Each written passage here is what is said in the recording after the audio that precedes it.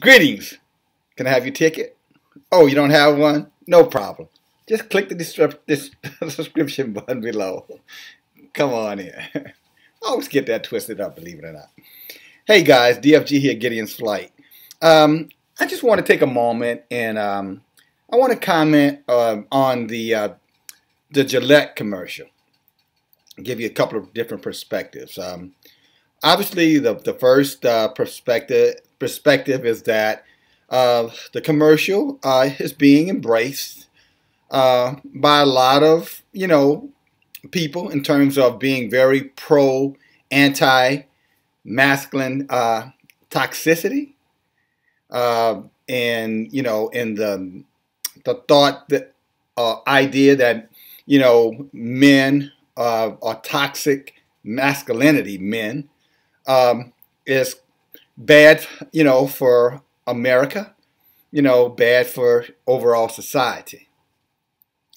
That I find interesting because, I think naturally speaking, there's a certain instinct inside of men to protect and to provide. And obviously those instincts have to be cultivated. And those instincts are, and at the end of the day, we depend on men, by the way, to protect and provide. Not exclusively, but predominantly. I think we all could agree to that, right? But those skill sets have to be cultivated. And those skill sets are typically cultivated at youth, when they're children. No different than what nature would show you if you're looking at a den of baby cubs, bear cubs, lion cubs. You'll see them wrestling and tumbling over each other and pushing each other around. And ultimately, you'll see a hierarchy that gets set up. You'll find out who's the alpha, who's the beta. And then then through that process, they're able to continue their prize or continue, their lineage, and do what nature intended for them to do. No different than human beings. And so when I look and listen to what's going on now with toxic masculinity, there are some questions I have to present to myself, and I just want to share those questions with you. Are we on the brink of gender war? Because I saw an article on my particular LinkedIn earlier today, and I read the comment, and it was a young professional female who was saying that she's glad that her sons today were not children in the 80s, and that because they won't have to see the 80s commercial where it showed boys wrestling and pushing each other and bullying each other too. That they'll be able to see commercials like the Gillette commercial where, they're being told, not to be boys, and I know some people are going to get upset with me saying that, and I fine, get upset. I can handle it. And, you have a right to get upset about it. You know what I'm saying? We can agree to disagree, right? But boys will be boys, and boys will be boys, doesn't have anything to do with boys harassing girls and women, or men harassing women. Boys who pick on girls, they like the girls. You know what I'm saying? It's kind of a little way remember the old ponytail pulling in. Because they have nervous anxiety, they don't know really what to say or do, so they tend to become somewhat of an annoyance. Men, on the other hand, harassing women is, it's criminal behavior, borderline criminal behavior, and if you do something and create a hostile environment, then it's criminal behavior, in my opinion, and definitely behavior that needs to be addressed consequentially, okay? And whatever level of discipline involved in that should be applied, because I am 100% against men harassing women. It's uncalled for. It's not necessary. I have a mother. I have sisters, and I don't want anybody harassing them. And I don't want anybody, making them feel uncomfortable in the workplace, in the marketplace, or any damn where else. So, for those men who do those things, You know, that's the behavior issue in my mind that has nothing to do with masculinity. It has everything to do with criminality. Nothing to do with masculinity, everything to do with criminality. My question is, you know, do we want to create an environment where men and women start to draw lines in the sand with each other? Now, that Gillette commercial, last time I looked at it, it was a day or two ago, it had right about 9 million views, 8.5 million views. And interestingly, in those views, you had about 100,000 likes and about 500,000 dislikes. Now, think about that. If you got 500,000 dislikes, you know, on a marketing tool, wouldn't that indicate to you that beyond the marketing aspect of it, the message, that you're pissing a lot of people off?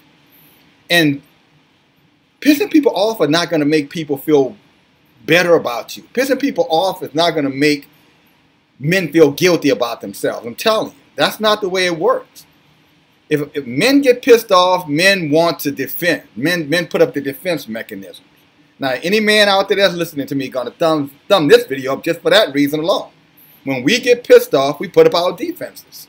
We don't let our guards down and say, oh, no, we don't do that. What we do is we raise our shoulders up, you know, and then all of a sudden, you know, the growl, you know, starts to get, you know, okay, what's going on here, you know.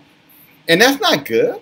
That's not good, you know, for professional relationships, business relationships, where men and women have to work together. You know, I'm not sure how comfortable I would be, or you would be, working with someone who doesn't trust you, or who thinks that you're a threat or a predator just based off of your agenda, right? You know, people of color can attest to that, you know what I'm saying? And quite frankly, your whites can attest to that. When a black guy or black woman comes in your presence, some of you feel, you know, some kind of way about that. You know, it's okay. You know, it is what it is. And so think about that feeling that you have when an other comes in your presence. Not that you're prejudiced or anything like that, but just that feeling you get when an other comes in, you kind of get on guard. You can imagine that times 100, that feeling I'm talking about. Because that's what a gender war would look like in terms of people not trusting each other in a professional, you know, environment. So I think that's something that needs to be thought about and something that needs to be considered. Now, I know Robert Kraft or any other CEO, you know, Procter & Gamble people, I'm sure they all probably feeling a little bit a certain kind of way about this, probably hoping that it does for, you know, Procter & Gamble stock what the Nike commercial did for, the Colin Kaepernick commercial did for Nike stock. I mean, you can't put it past them, right? You got to consider all things, right? You just can't say, you know, hey, no, no, you got to take that in consideration. Smart people think 10, 15, 20 years out. You know what I'm saying? And so you can't put it past them that that's not a little bit of the motivation too. I'm not saying that they don't have a genuine concern. Let me say this clear. I'm not saying Procter & Gamble don't have a genuine concern about men, you know, some men going too far. You follow me? And using, you know, size, you know, position, power, you know, to intimidate and take advantage of women. So that as well could be their intent. But here's something I also think that needs to be considered. If you got over 500,000 men and counting upset about that, it doesn't matter what Robert Krafts of the world or the CEOs of the world think. Because at the end of the day, they're not the ones who's going to buy those razors. Those men who going into Walmart who buy Gillette razors, those men who go into Costco, Sam's Club, Target, you know, that's who you need to be concerned about. Because if those guys get, you know, pissed off enough about it and you really get serious about it, yeah, stock price or no stock price, you stop selling them damn razors. Last time I checked, a 4-pack of Gillette disposable razors run about $20 a pack. And the 12 pack, if you're in Sam's or Costco, that's $55, $60. You guys afford to lose that kind of, bottom line revenue? So I'm just saying we need to think about that. I think that's something that needs to be considered. And to the females, who are listening to this video, I think it's important that your voice is heard in this too. I mean, because the men are your brothers, the men are your sons, the men are your dads. They're not aliens. We didn't come from somewhere else. I came from a woman, out of a man, but I came from a woman. You know what I'm saying? I'm a mother's son. All right, I'm the brother of several sisters, and I'm not your enemy. And I think that anything that implies that, or gives me the impression that I am, if you love me, at least I ought to consider that. Well, do I really want my brother feeling some kind of special way about himself based off of what he thinks about how I feel about him? Because every man is somebody's child. All right? Every man, most likely, somebody's brother, with a few exceptions of single children. Get it? So that's my message. It's one thing to create an inclusive environment where everybody feels welcome and valued and appreciated. Everyone can be the best that they can be. But it's something totally different to create a society where, all of a sudden, it's about the gender. And we're saying, okay, you could be a feminist and that's okay. I am woman, hear me roar. But he can't be a man who is masculine, because I am lion, man, hear me roar. I mean, the very essence of that, if you're really being open about it, the very thought of that is being very inconsistent and surely could be perceived as being biased, and worst case scenario, be perceived as you guys don't like us anymore. All right? Now, again, please get out of your feelings. Nobody's trying to get you upset. Okay? What intelligent people do is provoke thought. They provoke conversation.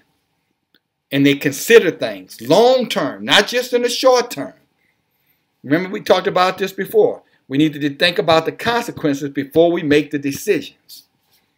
All right? We need to think about consequences before we make decisions. Now, are we okay with a consequence that could lead to some serious divisiveness between men and women because the men are feeling like you're trying to change the natural order of things inside of a man? First of all, you can't do it anyway. It's not going to happen. But do you really want that fight? Those who are pushing this toxic masculinity on men in general, instead of dealing with individuals who misbehave?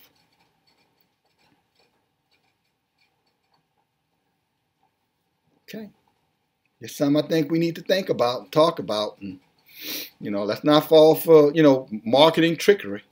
If the stock market shareholders trying to build their bottom line by playing on your emotions, females, your emotions, males, then shouldn't you push back on them and say, hell no, and take that damn commercial down or come up with something better than that? Because, that's my sister, that's my brother, and I'm not having it. Love you guys. DFG. And I do mean it when I say I love you. I love you in a gappy way. I always love what some of you do, and I'm sure some of you don't love what I always say, but a gappy. In other words, I love you because you're a human being and you have a right to have the right to believe what you believe and think what you think, as long as you don't use that right to hurt and harm and abuse other people or deprive them of their rights. All right? So thanks, guys. Talk to you soon. DFG. Bye now.